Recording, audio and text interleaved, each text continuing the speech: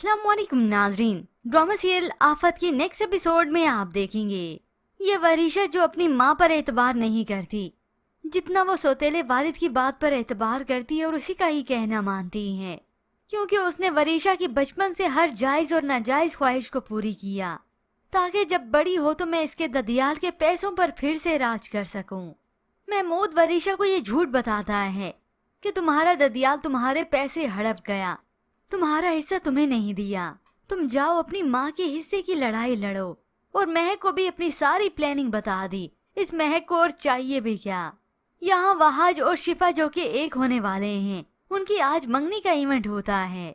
तो बस फिर एन प्लानिंग के मुताबिक ये दोनों माँ बेटी रोते धोते इस इवेंट पर पहुँच गए। उन्हें तो अंदाजा नहीं था कि ये सब घर में हो रहा होगा। इधर वहाज जो कि शिफा को मंगनी की अंगूठी पहनाने ही वाला था, दोनों माँ बेटी बिचारियों जैसी शक्ल बनाकर जल्दी से एंटर होते हैं। महक तो बी जान का नाम लेकर मगरमच्छ के आंसू बहाने लगी और उसी वक्त बी जान के पास आकर हाथ जोड़ लेती हैं। ये आपके रजा की निशानी। वो बी जान जो कि अपनी पोती वरीशा को देखने के लिए तरस रही थी, इसे यहाँ पर देखकर तो वो खुद हक्की बक्की रह जाती हैं कि ये मेरी वरीशा है, रजा की वरीशा। तभी वो इन दोनों माँ बेटी को अंदर ले आते हैं।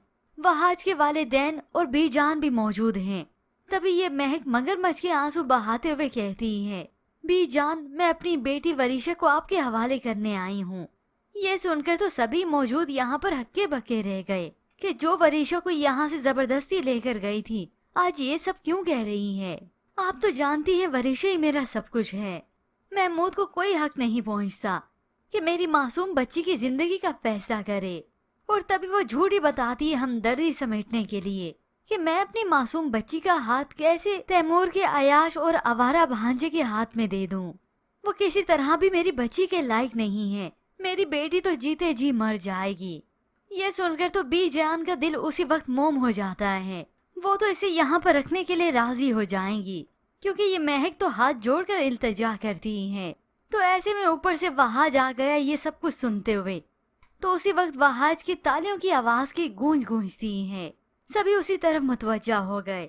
वहाज तो कह देता है कि अब ये दोनों मिलकर कौन सा नया ड्रामा करने आई हैं। पहले यहाँ पर सबके जज्बात से खेलकर क्या कम गए थे। दादी आप इनकी बातों में मत आइएगा, इनकी फिर से कोई प्लानिंग होगी।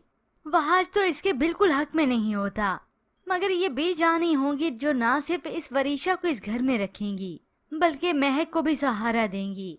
क्योंकि ये महक तो अपने दुखड़े रोएगी कि मैं बहुत परेशान हूँ और मुझे अपनी गलती का एहसास हो चुका है।